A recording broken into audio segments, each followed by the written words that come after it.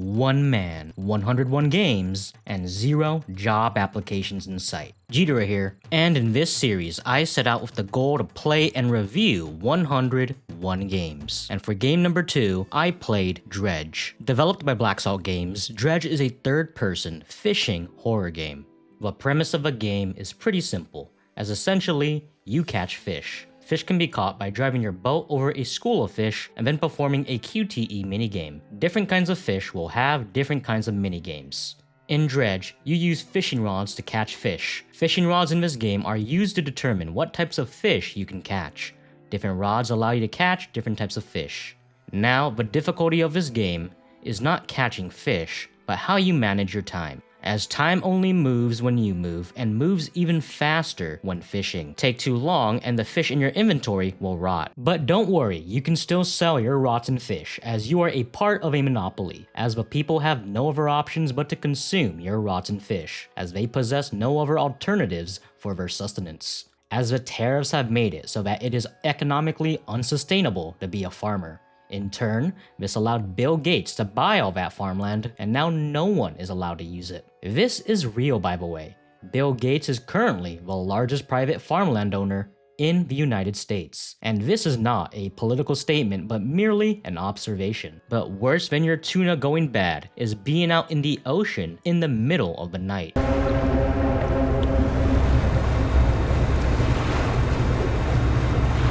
But don't worry, having your boat out at night isn't a death sentence. But the longer you are out in the dark, your paranoia will begin to grow, and strange things will start to happen. Rocks will begin to materialize out of nowhere. You'll start to hallucinate monsters who threaten to drag you to an abyssal grave.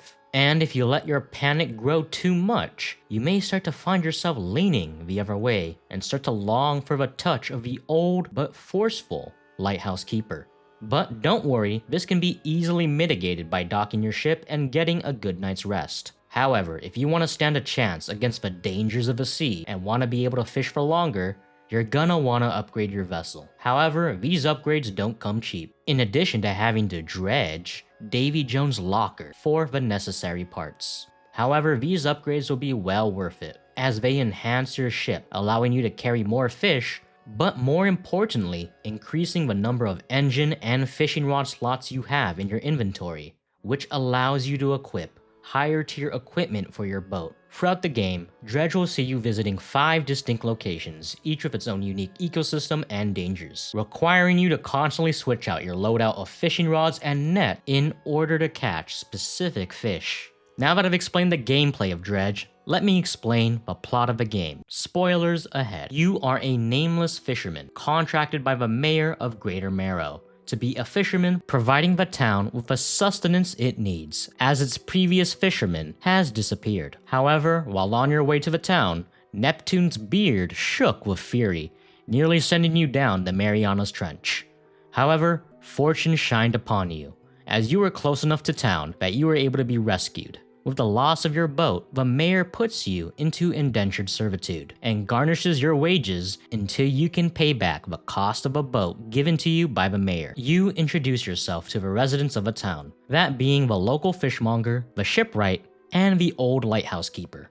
Strangely, you seem oddly familiar to the residents of the town, but you think nothing of it, as your only focus right now is paying off your debt. All seems normal as you fish around the local waters of Greater Marrow. You wake up at dawn and you fish until dusk. It's a good life and you are content to repeat this process. However, one day you fish up your first aberration. It's oddly similar to the fish you've been catching up until now, but it's strangely twisted. Taking this abomination to the fishmonger, he dissects it and finds a crimson handkerchief in its stomach, which he hands to you. Strangely, the fishmonger is actually willing to pay extra for these monstrosities. However, he seems tense, even desperate, as he tells you to quickly sell your fish so he can close up shop for the day. As you leave, he locks the door behind you, as you hear the sounds of a man ravenously consume meat. After boarding your ship, a strange man you've never seen before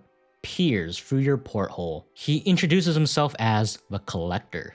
He tells you that he is aware that you received a certain handkerchief from the fishmonger, and that he would like to study it. He tells you that there are too many prying ears and invites you to his private island, where you and him can talk more privately. Making your way to the Collector's Island, the Collector tells you that he's looking for 5 artifacts from a certain ship, and tasks you with bringing him these 5 artifacts. Strangely, you feel compelled to do what he says. Is it fear or something else?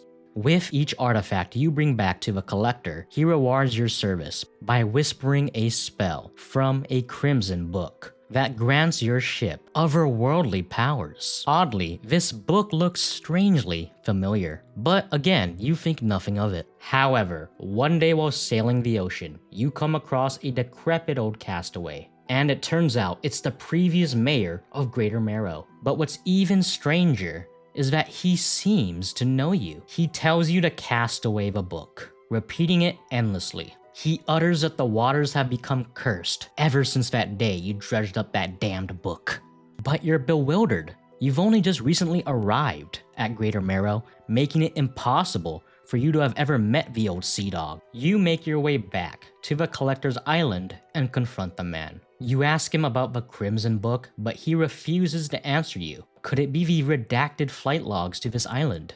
You just have to know, and you get into a tussle trying to take the book from the man. But then, everybody know ain't no party like a Diddy party. To me.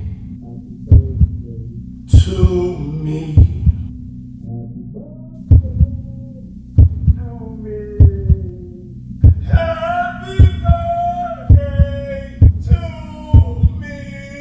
yes, that is right, you are the Collector. You've been him the whole time. You thought you were collecting artifacts for a well-connected billionaire with his own private island. But no, you own the island. The reason why you followed the orders of this man wasn't because of the incriminating information he has on the global elite, as deep down, you both desire the same thing. Just as Captain Ahab was fervently obsessed with killing Moby Dick, the fisherman had his own white whale that he was fixated on. You see, the fisherman's wife is dead. Those artifacts weren't some ancient treasures, but the possessions of your missing other half, Jane. You needed her possessions in order to perform the ritual to bring her back. As it turns out, the fisherman you play as is actually much older than he appears. But how can this be? Well, you see, 20 years ago, the fisherman went out on a fishing expedition with the old mayor and his wife. While on that expedition, the fisherman dredged up a powerful and evil Book of the Deep. The day the fisherman found that book, he was forever changed. But before he could ponder further on the book's secrets, his ship was attacked by the guardian of the ocean, the Leviathan, as the book is far too dangerous in the hands of men. However, the Leviathan failed, and all three of you wash up on a nearby island. And despite pleading of your wife and the old mayor to throw the book back, you ignore them and study the book with a fervor. However, in your trance, you fail to see your wife growing sicker and sicker by the day, until finally one day, she casts herself into the ocean. This shatters the fisherman's already fractured mind, causing him to develop a split personality. And due to the book's arcane influence, you haven't aged a single day. This is why you seem so familiar to the residents of the town and the old mayor, as while they've been ravaged by the sands of time, you remain unchanged. So now you have a choice. Do you give in to your darker influences and revive your wife? Or do you finally follow the advice you ignored all those years ago and throw the book back to where it came? The choice is yours. Now, Dredge as a game has a lot going for it. The gameplay loop is oddly relaxing, with you going out into the water, collecting different kinds of fish to sell, and exploring all these different islands for secrets and treasure. And the genuine fear I had sailing at night was truly terrifying. Unfortunately, I have to report that this feeling of fear only applies to early to mid-game, as once you upgrade your ship, there's really nothing to fear in this game, as your ship should be fast enough to outrun any threat. And even if you do get caught off guard by a monster, your ship is durable enough to take hits where it shouldn't even matter. At this point in the game, your biggest fear is no longer getting a game over, but having to repair your ship at the dock.